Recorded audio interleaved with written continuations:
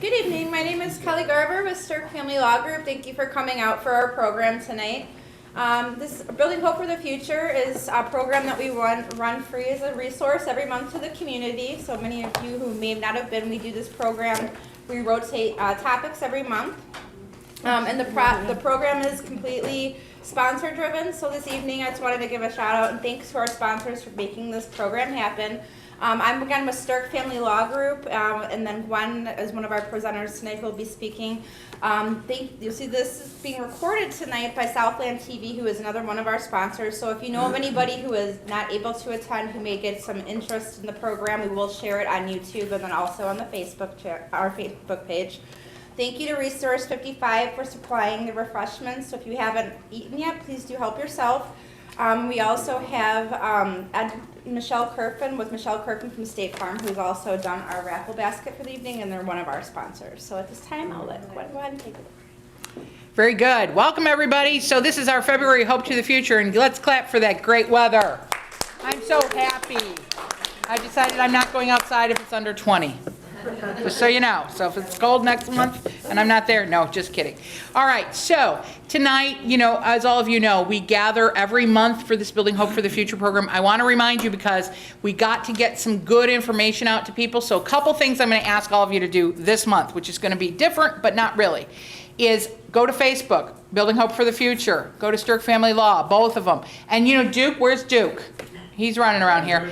Duke, he also has his own Facebook page, Duke Sterk, because we get and we post the pre-announcements, and when we do the teaser, we have the speakers come out and give just a short summary of what's going to go on. So if you can share that, we get the news out. And a lot of people are looking at us via YouTube, so if you're not able to come, always know that that's available. So every month we come, we learn something, and it's such a great program and such an opportunity. So I thank everybody for their time, your most valuable asset these days. Although I have to tell you, I'm starting to think we have another one called our health, but we'll talk about that another day. But at any rate, thanks for coming out. And I want to remind you, not just the Facebook page, but also we're on Instagram. And then remember, there's a separate website for Building Hope for the Future. So the more traffic, the more you can share the information we can get out and make sure that our community is going to learn about it. Kelly's going to talk about the next two events, but next month is kind of near and dear to my heart. Where are we going? To a tavern where?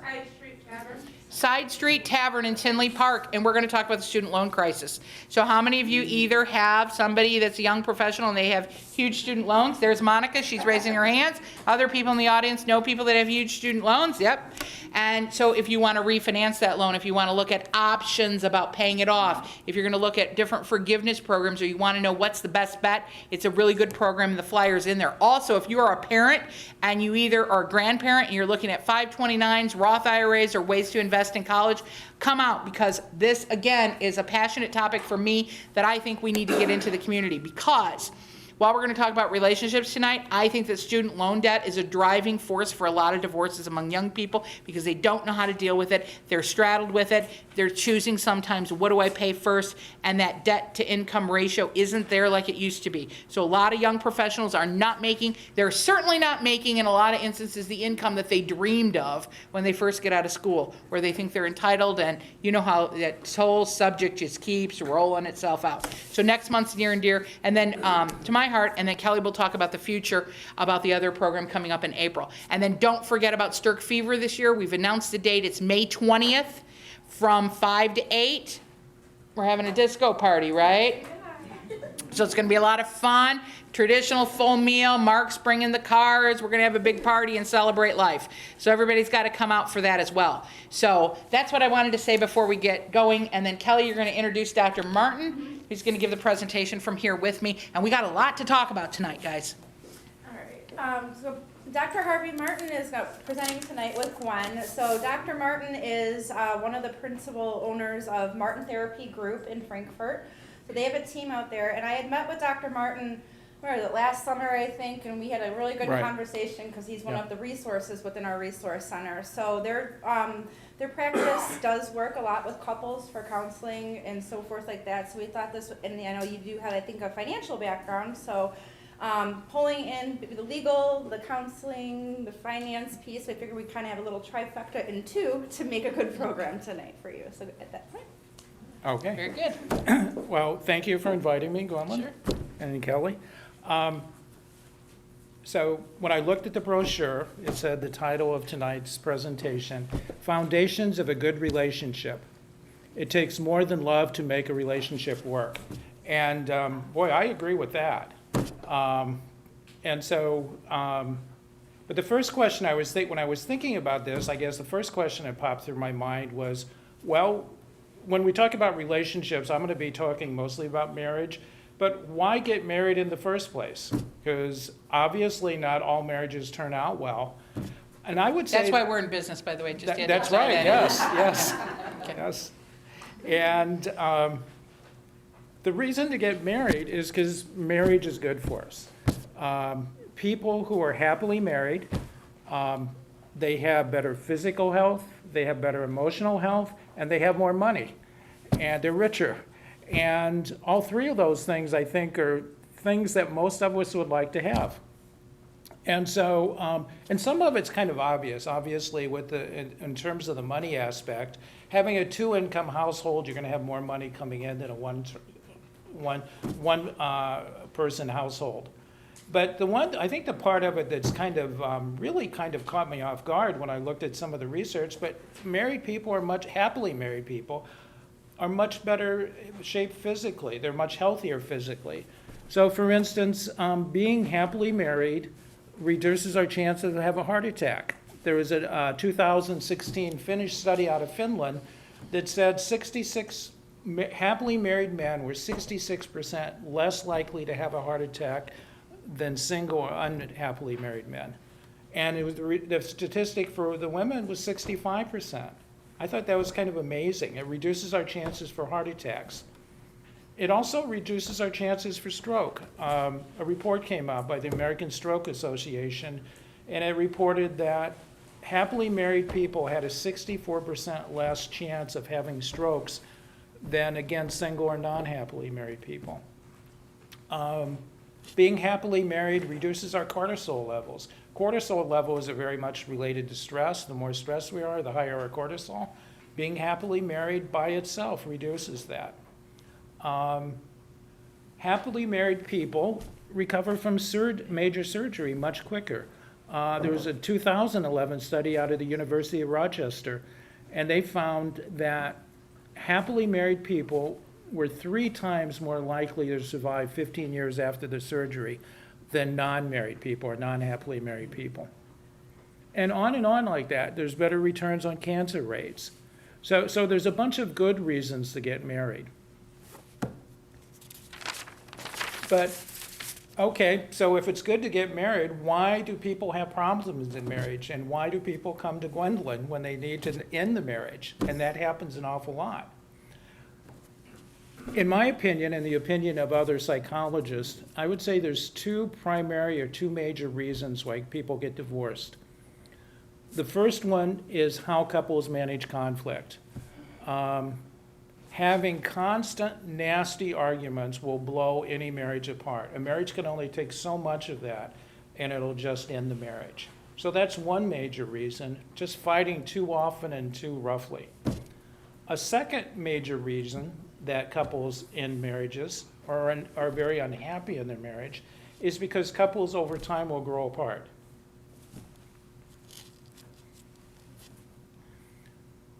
Interesting. I found this kind of interesting. I'm in social science, so I find all these social science statistics kind of interesting. This is kind of the geeky side of me, I guess.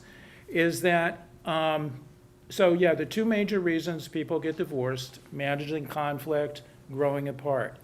When marriages end early in a marriage, roughly in maybe the first 5 years or 7 years, it's usually because couples are fighting too much. They're fighting too often and too nasty. Later in a marriage, couples will not be married for 15, 20, 25 years and be fighting constantly. A marriage just can't take that much kind of and level of conflict.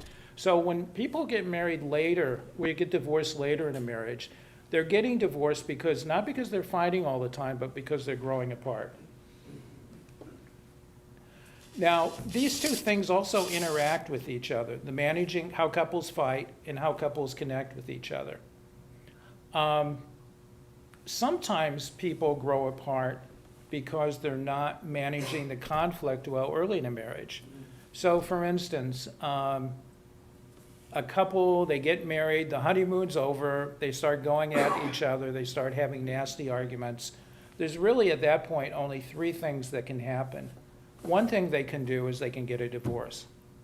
A second thing they can do is not get a divorce, but learn how to fight in healthy ways and essentially repair the marriage. That sounds weird. That's, I'm kidding. it does happen, it does happen. But a third possibility, and this happens a lot too, is they really don't learn how to manage conflict well. But the way they learn how to bring the temperature down is they grow apart. They give each other more space. And temporarily, that kind of solves the problem. If we're detaching from each other, we're not arguing that much. But you've now traded kind of one problem for another problem.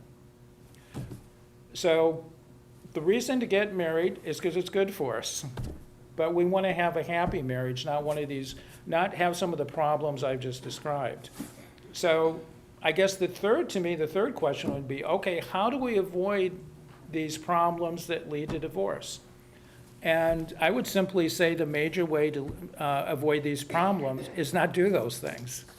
So in other words, we can really strengthen our marriage by learning how to manage conflict in a healthy way, and also how to maintain a close connection throughout the marriage. And so I think about it, I could say it, so what is healthy conflict? To me, it's like fighting good and not bad. Fighting in nice ways and not mean ways. But when I talk about healthy conflict, I think two things it really includes. The one thing it includes, I am using the word conflict, and I'm using that word healthy conflict. So one part of this is not avoiding conflict, not sweeping problems under the rug.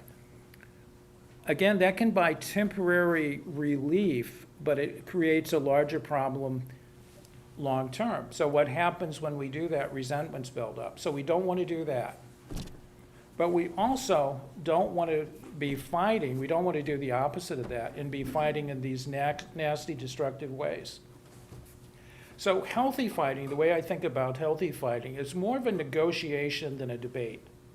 It's more of a negotiation where we're looking for a win-win rather than a trial where one side has to dominate the other. We don't want to destroy our foe because we have to live with our foe. So we need to be able to walk away with arguments, conflict, where we're both feeling better, not worse. One of the things that's happened in the last 30 years, we've really had an explosion of empirical research about what leads, kind of the micro interactions that occur between husbands and wives that both strengthen the marriage or weaken the marriage. And one of the, I think, and the psychologists who've worked in this field, they've all literally come up with mathematical formulas that they can use to essentially predict if people are going to stay happily married or divorced. One of those pieces of information that's come out of the research has identified that for couples that have happy marriages, when they do have arguments, when they do try to resolve conflict, there's a 5-to-1 ratio of positive things to negative things. They'll say mean things to each other and they'll say inappropriate things to each other, but it's counterbalanced by a number of positive things at this 5-to-1 ratio. And what we've found is that ratio gets smaller. It goes from 5-to-1 to 4-to-1 to 3-to-1 to 2-to-1. That puts a really great strain on the marriage. And when couples reach the point where they're at roughly a 1-to-1 ratio of positive interactions versus negative, nasty interactions during the argument, and they maintain that for a period of time, the likelihood of divorce is really, really high. They almost certainly will get divorced. So that's one kind of thing. So what does it mean to manage healthy conflict? It means, even though we're having an argument, and even though we might be somewhat angry with each other, we want to remember we want to have this as close as possible, this 5-to-1 ratio of positive things versus negative things. But it also kind of raises a question. I use that term negative interaction, pretty vague term that I use. Let me define it a little bit better. And this comes out, maybe the most fascinating in my opinion, finding that's come out of the research of the last 30 years is we have a lot of empirical research now to identify what is a nasty interaction, a mean interaction. What is it? What are these negative interactions? The psychologist that gets credit for identifying these behaviors is a psychologist by the name of John Gottman. He's based out of Seattle. Within the field of marital therapy, the psychology of marriage, he is very well known. And the term he used, he identified 4 behaviors in his research by observing hundreds of couples that when husbands and wives engaged in these behaviors, they would predictably escalate the argument and lead to one of these nasty arguments. And any time we have something that has predictive power like that, it's powerful. And again, I would underscore this. When couples engage in these or more of these 4 behaviors, this will predictably escalate the argument. And he identified these 4 behaviors as the 4 horsemen of the apocalypse. I believe it's a takeoff the book of Revelations. And just like when the 4 horsemen were in the Bible, when they were roaming around the earth, mankind was in trouble. Well, any marital interaction, when these 4 behaviors are roaming around in the interaction, that interaction is in trouble, and again, will predictably escalate. In fact, during therapy, when I work with people, I'll often just tongue-in-cheek say, if you really want to tick somebody off, learn how to do these, because they work very well. You can definitely get people mad at you doing these things. So I would just talk a minute about what are these 4 behaviors. If you're interested in these, there's lots of information on the internet where you can go into a lot more detail, but I'll kind of briefly describe them. One of these behaviors is referred to as criticism. Criticism is not only when a person raises a complaint, but they do so in a way that attacks the character of the other person. So for instance, my wife might say to me, could you take out the garbage? And that might not be something I want to hear, but I'm probably not going to escalate. On the other hand, if she said something like, can you take out the garbage? If you cared about this house as much as I care about it, I wouldn't have to keep asking you this. Well, what's happened there? It's not only a complaint was raised, but my character was attacked. What they found is when this happened in the research, that the person on the receiving end would predictably escalate, meaning get angry. The second of the 4 horsemen that was identified was labeled contempt. And when we're acting contemptuously, we have kind of a holier-than-thou attitude. When I'm coming across in a contemptuous way, I'm kind of here and the other person's here.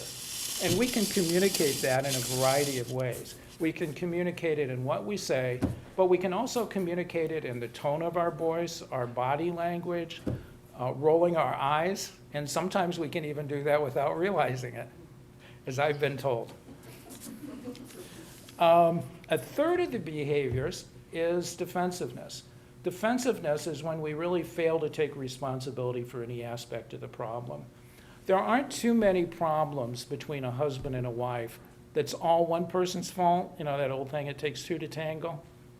But when I'm in a defensive mode, none of it's my fault. It's all your fault. You'll tell me what your complaint is, and I say, why are you telling me? You're the problem, not me. Again, being on the receiving end, that person's going to escalate. And the fourth of the 4 horsemen is stonewalling. Stonewalling is when we're in a marital interaction, maybe talking about a subject that seems to be that's important to one or both people, and the stonewalling person tends to just disengage. When we stonewall, we shut down. We kind of withdraw. We can be physically present, but emotionally, we're not there.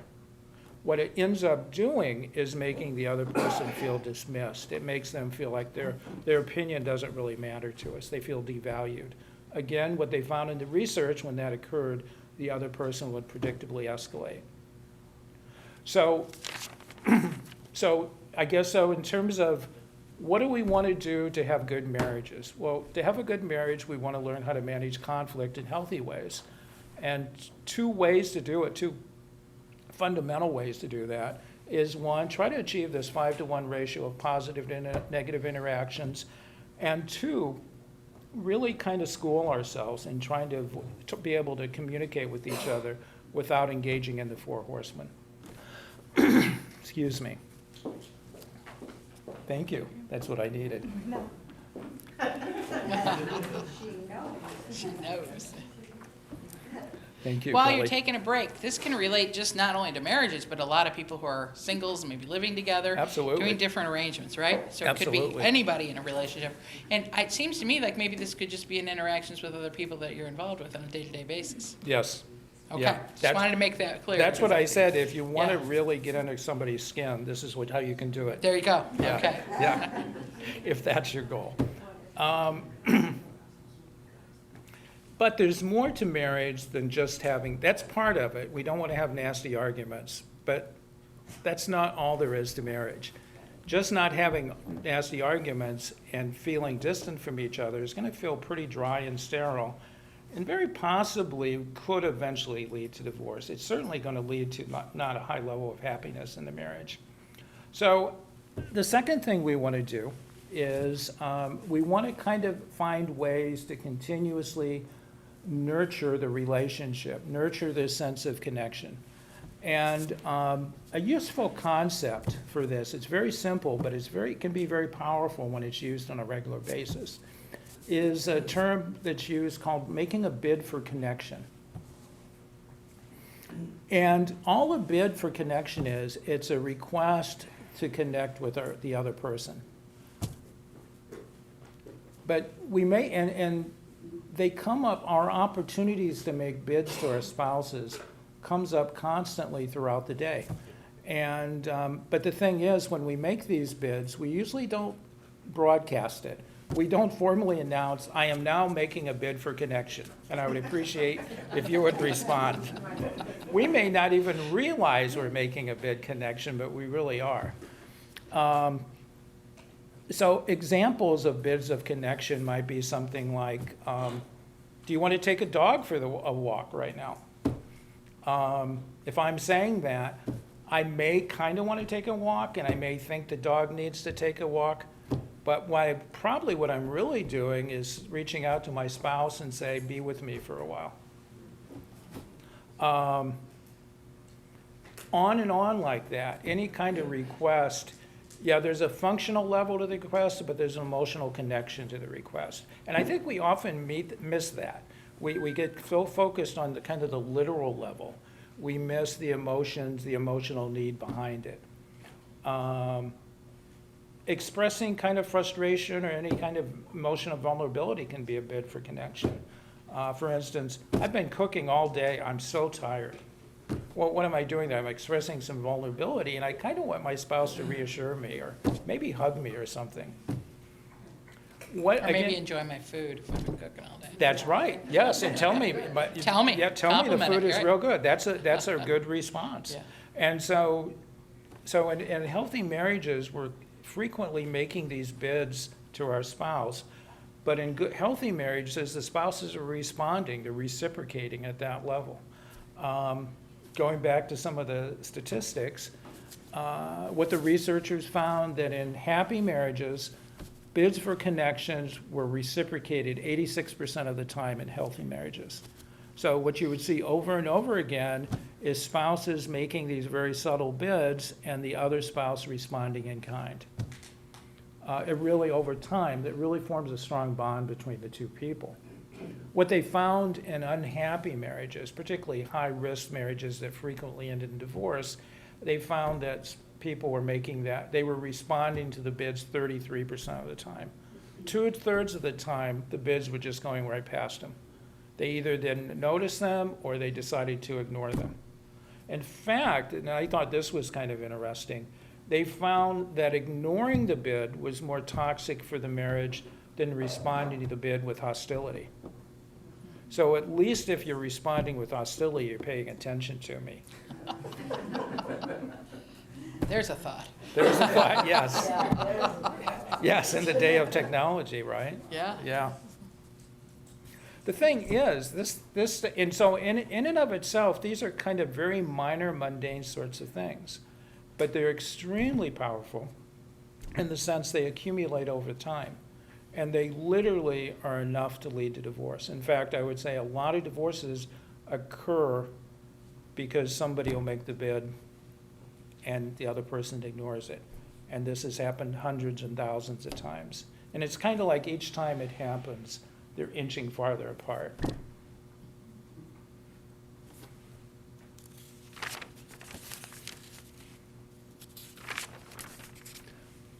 Another kind of way, and this kind of, this is more what I'm going to say next, is more kind of to get a sense about, so how in everyday life do couples develop this sense of connection? And what I'm going to say next kind of gives you, I guess, the mentality behind it, and also how simple it can be. And this came out of some research that it was done by a group that was sponsoring marital retreats. And there's a lot of those around the country where you can go for 2 days for maybe 8 to 10 hours a day. It's very intensive. It's kind of a very brief, intensive sort of therapy. And couples for 16 or 20 hours over the weekend will work very intensely with the help of some professionals on their marriage. And the group that did this one retreat decided, say, well, we would like to collect some statistics on this. And about 2/3 of the couples that went through their program said at the end of the program they felt they had made material positive changes in the marriage. But they say, well, I wonder how many of these changes are going to stick. So they followed up with them a year later, and they found that half of the group that made the positive changes had backslid. And so they were back where they were before they'd even gone to the retreat. And then they asked themselves, well, how did that happen? And so they further kind of tested and interviewed their participants. And they identified 5 things that happened in that year, or did not happen in that year, that separated the marriages that continued to be strong versus the marriage that started to weaken. And these were the 5 things they found. They found that, 1, for the strong marriages, they knew something about their spouse each day. So in the morning, they would know something about what's their spouse doing that day. Probably takes 1 to 2 minutes maybe to find that out. Second thing they found that the successful couples had done was they would spend about 5 days a week, they would spend 20 minutes in conversation, what I would call an attentive conversation where they actually listen to each other, as opposed to doing dishes or being on your iPhone or watching TV. They actually would sit down and listen to each other for 20 minutes, 5 days a week. A third thing they did was, in some way, they would show some sort of appreciation each day. It could be thanks for doing that, something along that nature. Fourth thing they did, they would have some sort of affection each day. And the affection, again, could be very, very basic. Affection would include things like a kiss on the cheek, a hug, maybe even something like a kind look.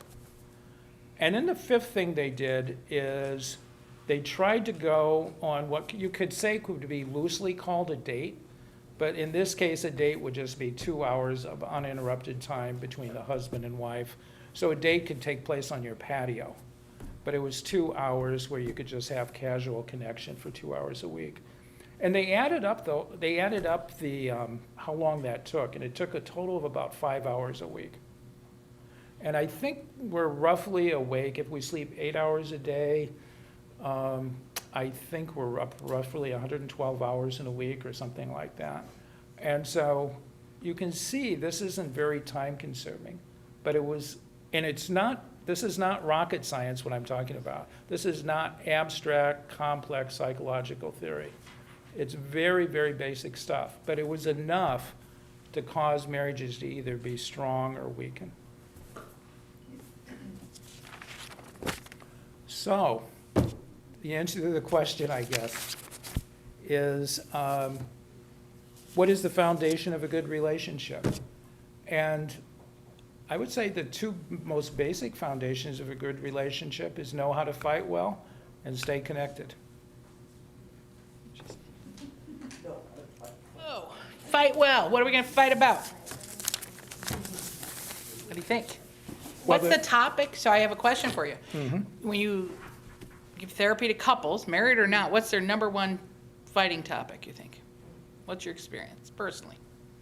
Well, so to answer that, I would say I'm more interested in the process of how they fight Interesting. than the content of what they fight. Couples will get divorced because they're arguing about where they squeeze the tube of toothpaste. Or how they hang the toilet paper. Or whether how it they goes hang the backward toilet paper. or And I mean forward. that literally. Yeah. I mean that literally. The things that can lead to couples getting infuriated with each other, not talking to each other for a week, can be things at that level, Right. at that level. So then it begs the obvious question, what on earth is going on? Right. And I think what's going on is people feel disrespected. Okay. And what about those elephants in the room? I mean, aren't there some big topics that people really don't think about that they should be talking about? Well, there are, and there are topics, so having said that, I'm gonna kind of double back. Obviously, money is a big topic. Sure. And this kind of gets, I'll throw out another idea here, is, in my opinion, when couples are arguing about money, often what they're arguing about is priorities, Sure. really We're at going to the end of spend the this on day. X, Y, or Z. Yeah, and it really, to me, illustrates a essential aspect of marital arguments, that most marital arguments do not have a clear right and wrong. You mean That- there's not a real answer to the toilet paper problem? There's, yeah, right, right. All right, sorry, but. Yeah, there isn't a clear right or wrong. In fact, both people can be right and be infuriated why the other person is wrong. Fair enough. So money's a real reason. What other big topic items do you think is the I think problem? a common one can be parenting. Parenting? Okay. Parenting's pretty high up there. Sure. Because that crosses, what's happening with parenting, I think, is it crosses over into value systems. Right. Do you think that there's a rise of this conflict because they're in a second marriage or there's children from another relationship? That certainly increases it, because that becomes more complex. So would you think it's fair to say that sometimes there's an elephant? You say that there's these easy topics, and I understand that on a day-to-day conflict level. But are there some things that we all should talk about before the marriage? Absolutely. And what do you suggest that people do? There's a lot of people here that might not be married, maybe contemplating marriage, doing something different. What do you think they should be dealing with beforehand? I think it depends a little bit on their age. Okay, Is this the that's fair. first marriage for somebody at 25? Is this the second marriage from somebody in their 60s? Okay. But it really comes down to, so one of the big things, though, is how similar are our desires and values? So for instance, with second marriages, people later in life, nearing retirement, I've been surprised, again, with the couples I've worked with in that area, how they never sat down and decided, what are we going to do when we retire? Right? They just wait and see, right? They just assumed, I'm in love with this, going back to our topic, I'm in love, everything will work out. Right. And find out one of them wants to stay home and one of them wants to travel the world. Well, stemming off of those foundations of good relationship, before we get into more dialogue, I want to kind of deal with the legal issues. So you're right, there's conflict, and we don't know how to fight good, or we fight too well and it causes more problems, right? And we also don't value our spouse or do those simple things every day that can move forward. And whether it's your spouse or your relationship, as a divorce attorney from a little different perspective and from doing family law for so many years, I have to tell you that I feel that one of the major issues that I see is this lack, and that's why I was trying to focus with you on, we don't talk about money, we don't talk about what our values are, we don't talk about what we're going to do in retirement. We just are in this state of love, and somehow that's going to get us into a good further relationship. And that is just not a sense of reality. Would you agree with that? Love kind of dies away. Absolutely. That fantasy is gone. Absolutely. Sorry, there's not every day I don't feel like getting up and going to work, right? And sorry, there's some days I really don't feel like putting the energy into a relationship, because if I heard you right, a relationship takes energy, right? Yes. and you have to do it on a daily basis. So now take that one step further. So I'm going to take a few minutes and talk about different things from a legal perspective that I think are important to understand when we're dealing with relationships, because people don't talk about it. Before we get into the paternity actions, which is your second issue, is on children. So let's talk about some of the finances. So you're madly in love with each other, right? You don't want to get married, but what do you find that couples are doing these days? They're living together. They're living together, and in order to live together, they want to do what? They want to buy a house, right? So here's the first thing that's happening is they move in together, they're buying a house, and there's absolutely no preparation for what happens when the mystery and fantasy and day-to-day euphoric high, let's call it a high, right? Yes, absolutely. It's a high of love dies out, right? Because guess what? It's going to happen in many, many cases. Because whether you're married or not, you still have to deal with it. So one of the things from my perspective as an attorney is, and I wish that I could go into the schools and into the colleges to say, do you understand what the ramifications are going to be if you get married? And do you understand the ramifications if you decide to live together? And let's take that one very step clear, because most couples are doing it. They buy a home together. Well, pray tell, I don't like you anymore and I want to move out. What are we going to do? Right? I decided I want to move. I met somebody else. My name's on that mortgage. Yikes, what am I going to do to pay it, right? I have an obligation. I've now bought something. So the trend is that before people get married, they're dating, they're in a relationship, they buy a home together, they buy other assets together, or God forbid they're on that vacation and guess what somebody came in and did? A presentation on a timeshare. Have you been to those? I have not, but I know. Boring. Yes. I told my husband, we're never going to that junk again. Yeah, before marriage. We're never doing that again. I'm not going to those sales pitches. But, you really like the resort, so let's go back there regularly and let's get a timeshare together, right? Well, I don't like you anymore. That's what I woke up 2 months from now and I decided, so now I got a timeshare together and I've got a home together. So the first piece of legal advice is, for any relationship, is deal with the elephant in the room. Do not acquire an asset together until you know what you're going to do with it.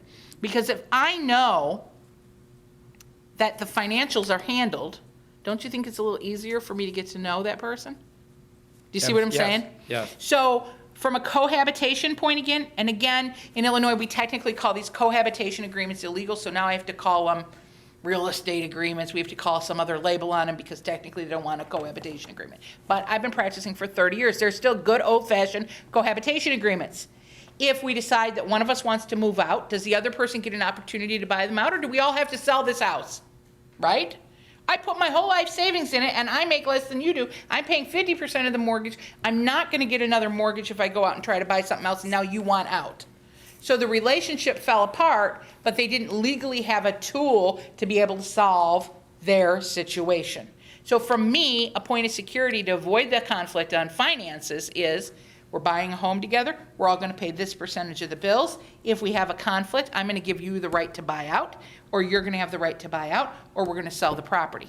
Because if not, and buyer beware, I'm going to give you a side note of legal advice. If you open a land trust or put your property in trust, really not well-known fact in Illinois is you can't do what's called a partition suit on trust property. You can only do a partition suit if your both names are on the title. So if you're a joint tenant, yes, you can do it. But if you put it in trust, you're in a mistake.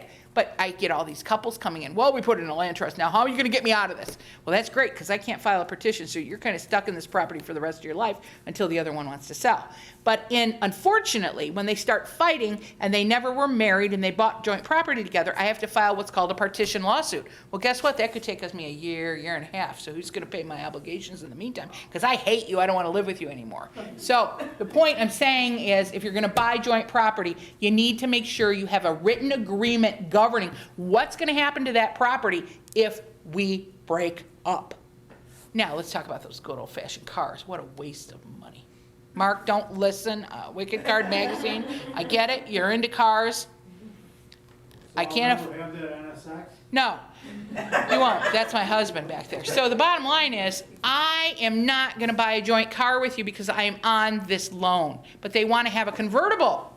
So they go out and buy a car, and they put both names on the title, and all of a sudden they're having conflict, and then they come to me, what are we going to do about the car loan?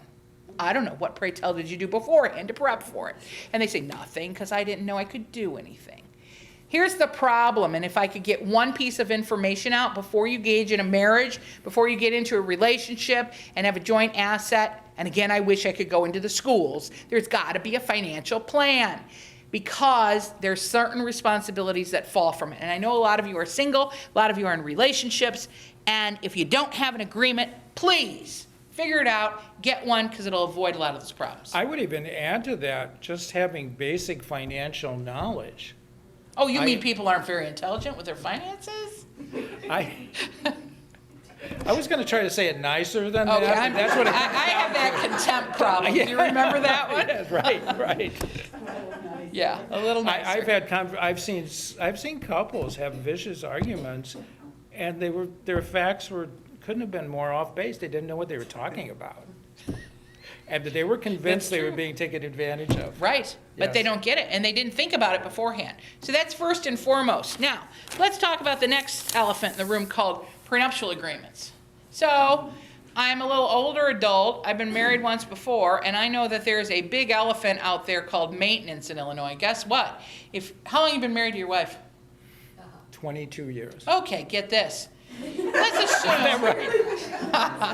Assume you're the higher breadwinner. You know what? I'm going to make her the higher breadwinner, okay? If you divorce her and you're going to put that formula out there, do you know that in the state of Illinois there's a formula for maintenance, formerly known as alimony? It is currently based upon net income, but you could end up paying her, get this, she could pay you the length of your marriage or the rest of your life till you reach retirement age. Because in Illinois, we now have maintenance guidelines. So if you're getting married, whether you're a young couple, old couple, or whatever, people better know what they're getting into, because that's a financial responsibility. But that's hard to do when you're in love. You're right. Yeah, that's hard to I'm do. so in love. Yes. But then the reality comes in, and they're sitting in my office. Well, what do you mean I have to pay her for 20 years? What do I mean I have to pay her for 15 years? That's the reality of what's happening.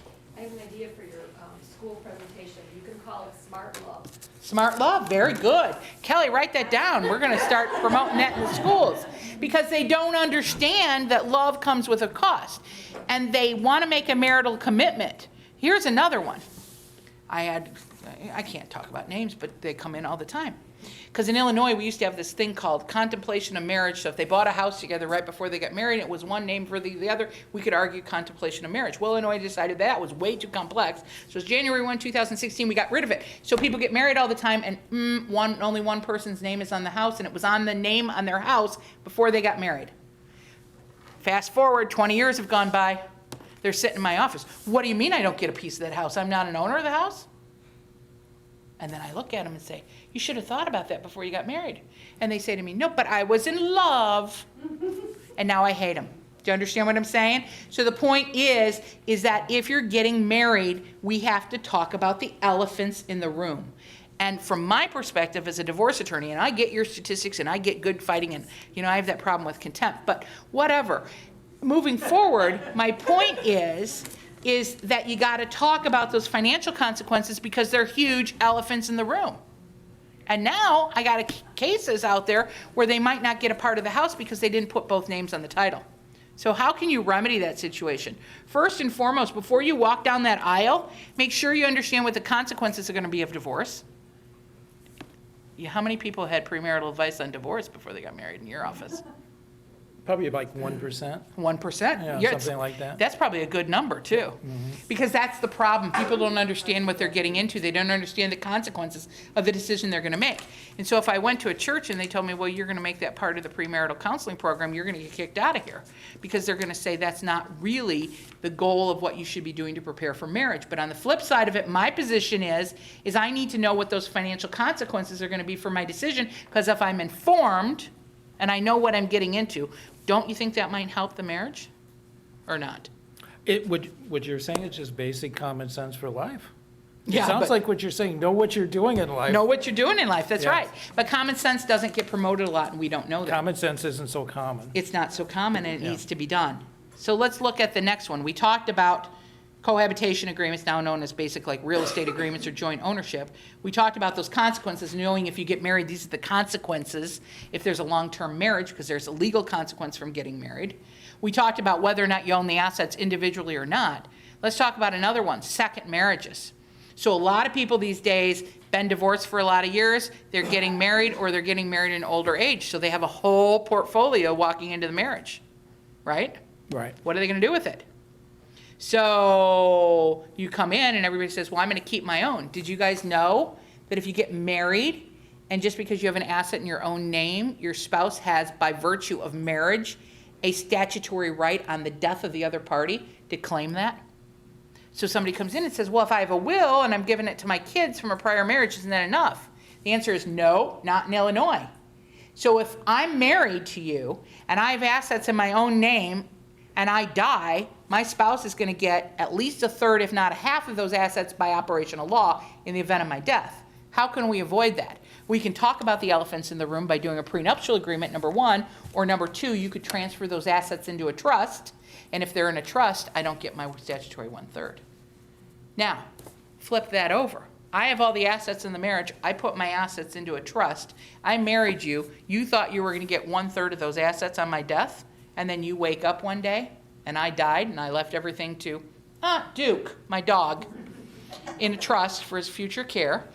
And in the event of his death, I'm going to give it to his other dog friends.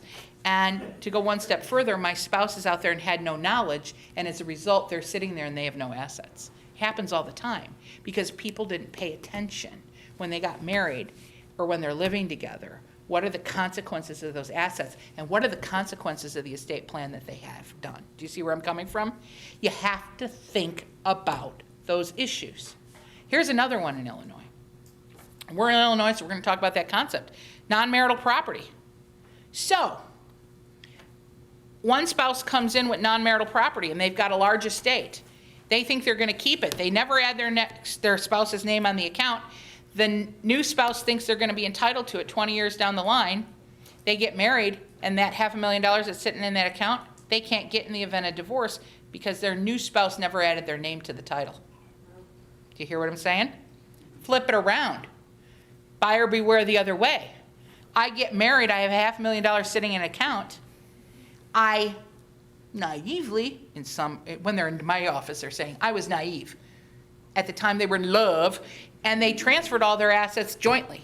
All of a sudden, that's no longer their non-marital asset. It's owned jointly by both of them, and it's considered a marital asset because it was a gift to the marriage. So what I'm saying is people are not preparing.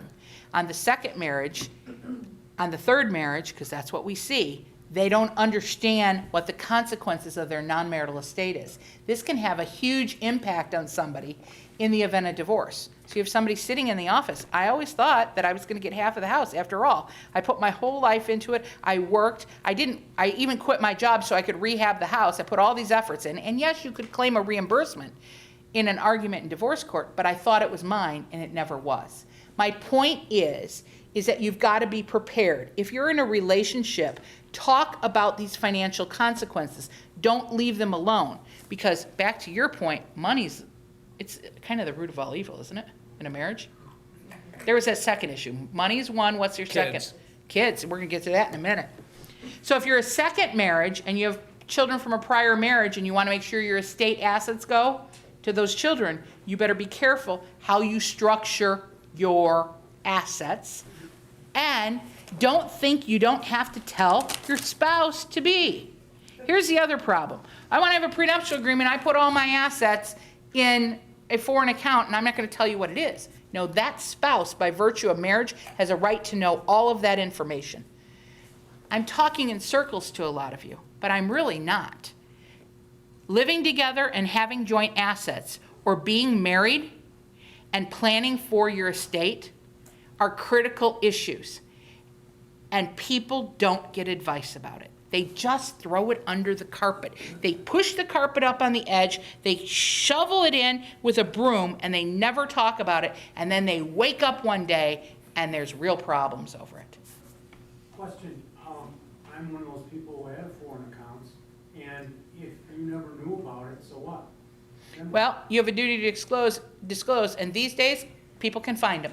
That's the answer, is it's easier to find assets than they were before. And in the modern day society, we're gonna look, and yes, not everybody's truthful. Get this, people aren't honest. Big surprise, right? It is. That's another common sense point for you. But they lie all the time. But on the other hand, it's easier to find them. But you're right, to have an enforceable prenuptial agreement in Illinois, if you found that your spouse did not disclose all the assets, you can literally set that agreement aside as though it never existed, which is really interesting. A lot of the prenuptial agreements, we end up litigating when they're getting divorced because there wasn't full disclosure. So instead of hiding behind this mask of love, my point is, you got to discuss your assets, you got to discuss what your life plan is, and to your point, what are your hopes and dreams, right? Yes. Tell me why that's critical. Because so much what people clash on is what they want, their desires, their values. Right. And if particularly going back to these I think these issues we're talking about really come out in second marriages. In the first marriages, sometimes there's no money there. Right. But that second marriage is usually money. Right. And both of these, the values and also the money, I think, become particularly true. Not only that, each marriage has a higher divorce rate. Second marriages have higher divorce rates than first, and third more than second. Well, I've also heard your third's your best hope, maybe. You've got some practice. So it's kind of interesting. But that's my point. Going forward is you have to understand what that is. And you have to have an understanding of the finances in the home. And getting to your other point is that you never disclose what their different approaches to money may be. You got the spender and the non-spender. From my experience, that's a big cause of divorce. There might have been an impetus that brought them in, which is some event, but when you really start unfolding, one of them's a gambler, one of them's a high spender, the other one, is squirreling all the money away, and there's not a discussion about what's this shared approach going to be to marriage. Are we going to vacation? Are we going to spend money? Do you need a new car every year? Maybe I'm a hoarder, maybe of money. Maybe I need to have a different approach. And when they don't discuss that philosophy, what kind of impact do you see in your clients that come in? Well, again, that's what they clash on. Yeah, That's what it's a clash. That's what they clash on. And then when they have one of those 4 apocalypse episodes, it really turns out to be bad. Yeah. And then they come to me. So my point is, again, what do you have in terms of your assets? What do you have in terms of your children? What is your structure? What's going to happen? Because from my perspective, if I know my security level, I'm going to deal with it a lot better going forward. The other thing I want to talk about is children. So you're never married and you have children together. Common situation in modern life. But you're all living in this glorious event. You got a child and it's a baby and you love the baby. And then 2 years down the line, they're sitting in my office. Well, we never had an agreement and I'm going to take that child. Can I take that child? The answer is yes. Because neither parent is the primary parent in that situation. Hear what I'm saying. Young couple living together, had a child. They're now age 2. They never took care of paternity. They may have signed a VAP, which is called a voluntary acknowledgement of paternity, but there's no plan for that child. Who's the primary parent? Are you going to co-parent it? Are you going to have that child 50% each of the time? Is there a regular schedule? There is no primary parent. And if they're both legal parents, everything's up for grabs, so to speak. And so by not dealing with that paternity issue and not having a plan, you've got a problem. So if you had a child out of wedlock, you also have to deal with that. How are you going to pay for support? How are you going to pay for expenses? What's the written agreement? What's the arrangements with what we used to call custody? We now call it allocation of parental responsibilities. And what's going to be the plan of action? Because you were never married, those things have to be reduced into writing. Now let's talk about divorces where we have children from another relationship. I agree with you that children from other relationships also cause another problem. But here's one. Did you all know that in the state of Illinois, we still give child or college contributions to children over the age of 18? So under the law, as we sit here today, and it was being challenged, but recently the Illinois Supreme Court reaffirmed it. If you are divorced or if you have a child of a paternity action, you can be obligated by the court to contribute to the college education expenses of that child. Now, I have a question for you. If you're married and you and your wife decide you're not going to send your kid to college or pay for it, do you have to? I don't know. The answer is no. No. But isn't it interesting under Illinois law, if you have a child out of wedlock and there's a paternity action, or if you're divorced, the divorce court can order you to contribute to college. And the reason why I'm talking about this is it goes one step further. If you have a child from another relationship and you're living in the house and you remarry, so mom brings in 3 kids into the relationship, mom gets college contribution, she files an action. All of a sudden, her new spouse's income is relevant to the college contribution. Prior to the age of emancipation, this is an important point to know, there's no obligation on a non-biological or non-legal parent to contribute to expenses. But Illinois law has that weird concept of college contribution. So, you and your wife have kids, you separate, you're divorced, you remarry somebody else. Do you think your new spouse's income is relevant as to how much you should have to pay for your kid for college? You probably don't. However, the law says it's relevant. So do you understand when you have kids and you get remarried, the consequences of that can be very significant on the relationship, because maybe your new spouse doesn't want to show your ex-spouse how much you earned, how much they earn. Do you see what I'm saying? Mm-hmm.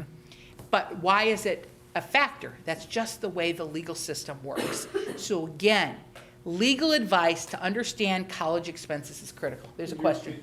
I know you're licensed in 2 states, but you're speaking specifically for Illinois. That is correct. I'm only at this time speaking about Illinois, and Illinois has very unique laws called these maintenance guidelines now. We also have child support guidelines based upon the income of the parents, and we have this college contribution. The other area where it's appropriate, and this is going to be scary for people, is same hypothetical. You and your wife are divorced. You and your wife had a disabled child. In Illinois, there can be contribution towards the expenses of the disabled child for the rest of the disabled child's life. Isn't that interesting? But when we call them 513 or post-graduation from high school, the new spouse's income is relevant to that factor. That's where I see second marriages breaking down. Because people will come in, they were divorced, all of a sudden they got a petition for contribution to college expenses, their new spouse is there, and I have to explain to the new spouse, your income is relevant, and you're going to have to produce those tax returns to show how much you made, because you it may be a factor in what is paid to the other spouse. Now, let me be clear. Your new spouse does not have to pay. There's not a court order against your new spouse to pay for it. It's only relevant to how much you'll be obligated to pay. But let's say you're not working, or you make a minimal amount of money and your spouse makes $500,000 a year and your ex-spouse makes $25,000 a year. The likelihood is you're going to pay for maybe 70, depending on the judge, 75%. Again, this area of the law is very vague. Sometimes some judges just say, I don't want to have any contribution at all, or it's going to be a third, a third, a third, third paid by the child, a third paid by mom, third paid by dad. But the point is that the judge could order your new household to pay 70, 75% of those college contributions. Again, that remarriage, that second marriage has legal consequences, and people don't know what they're getting into. So love fades away, consequences come, and you're talking about conflict, and the whole time you're talking about conflict, all these legal issues are coming out in my mind, saying this is going to ruin that relationship because I think I'd have contempt if I had to pay for your kid's college and I don't have any kids. Do you see where I'm coming from? But if you talk about it early on, and knowledge is power, and we didn't hide that issue under the rug, and you knew what that risk was when you got married to that new person, I think your relationship has a better chance of survival because you know what you're out for.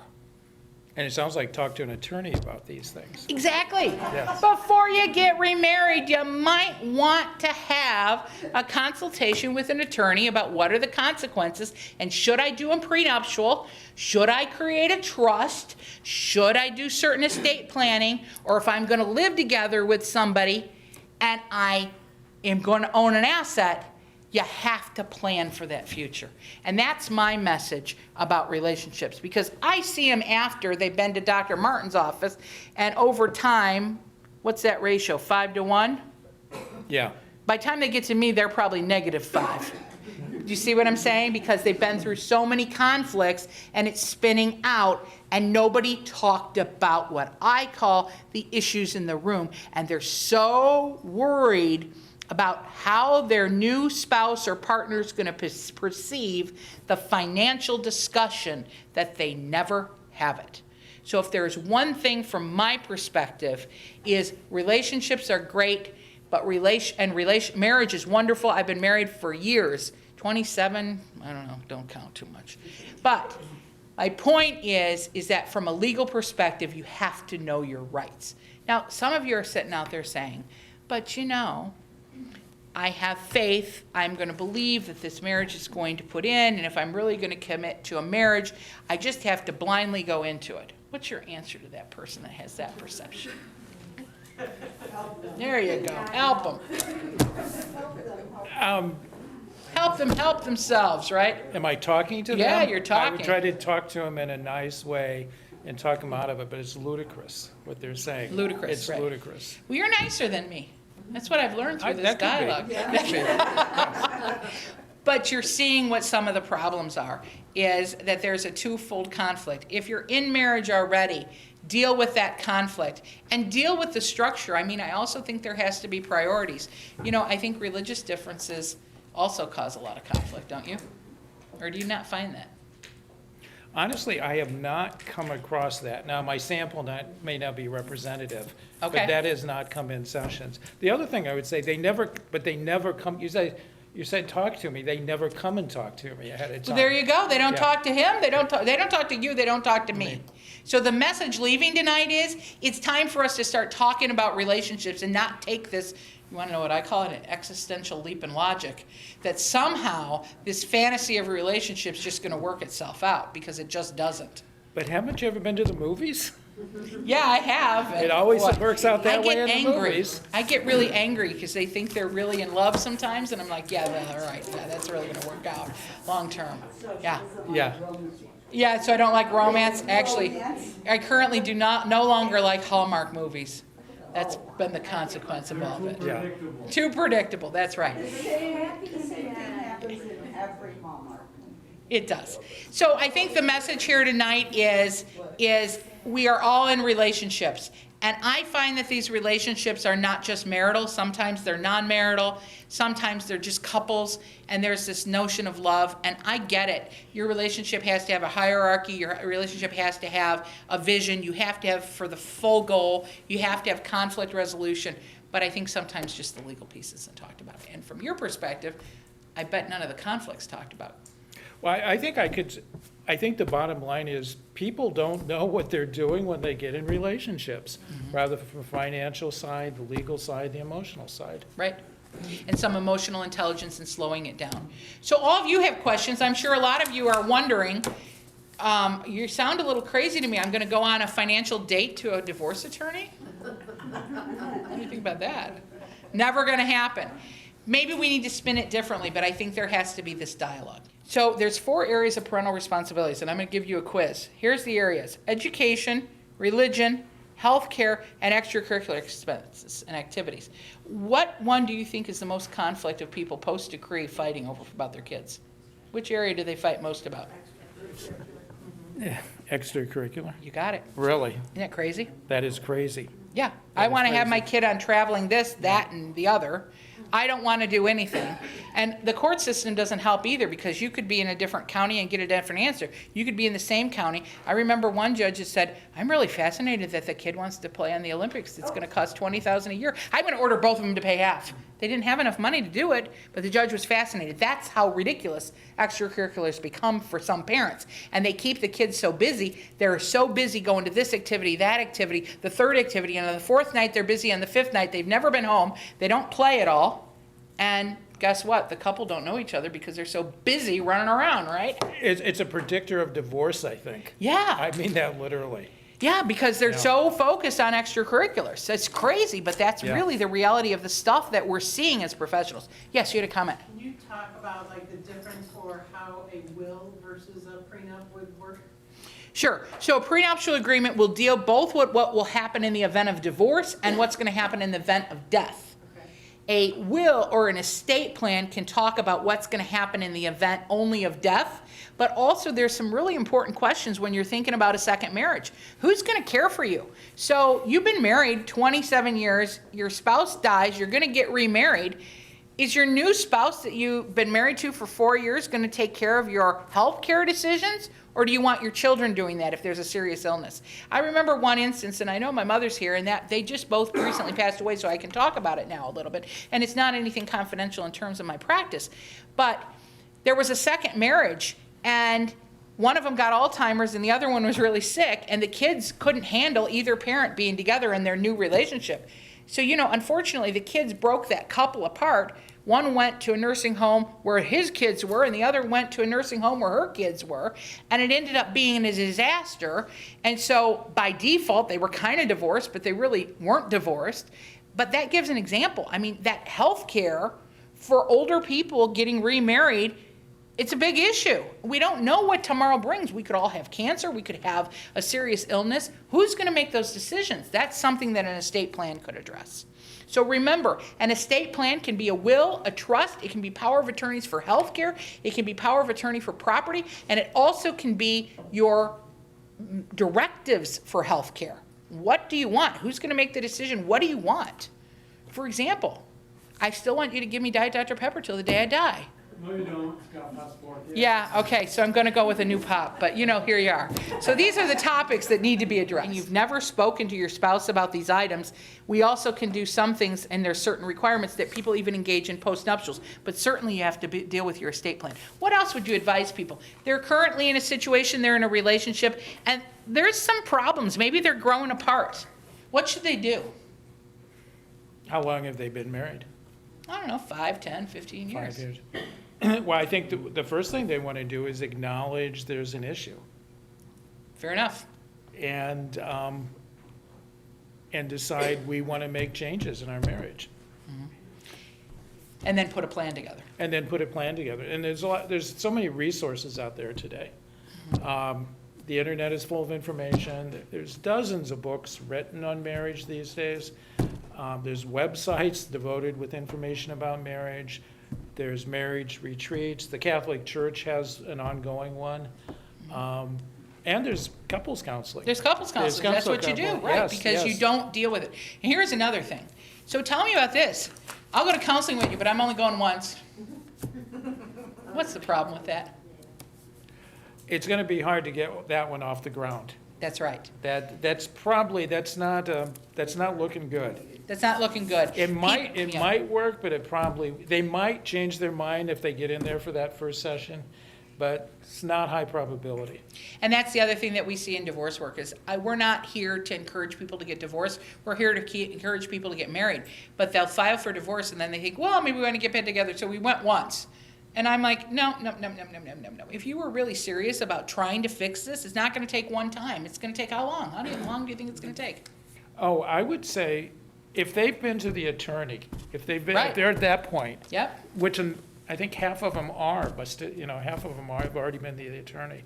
But I would say, my experience, a minimum of 10 sessions. Minimum. That's And absolutely often it. dozens and dozens and dozens and dozens, depending on a lot of factors. Right, and it takes a real commitment of time and it takes a lot of work, doesn't it? What happens, though, a lot of times, that person said, I'll go one time, they made up their mind. They had already been. The marriage is already over. Right. They're out of there. I've had multiple conversations with someone. They were angry, they felt like they were being taken advantage of because they didn't get the house that was underwater. And they were being taken advantage of financially. That's odd. That's what I'm talking about. Right. That's financial illiteracy. Right. And they just don't understand. So I think the takeaway, because we're really at the end of the program unless there's more questions, but I think the takeaway here is all of us have people in our lives that are in that relationship change. And that relationship structure is so important to deal with the conflict, to deal with how are you going to communicate, how are you going to deal with those problems, what are your values, what are your dreams, but also the legal consequences, because we can't and we don't operate in a vacuum. And unless we build strong relationships and start dealing with these issues early on, let's go one step further, because then you're in a relationship and doesn't it vary the power? If I'm in a relationship and the house is underwater and I make more money than you, and if we sell the house, I don't have the money to come up with, my power is weakened. And what effect does the balance of power have in a relationship? Huge, huge.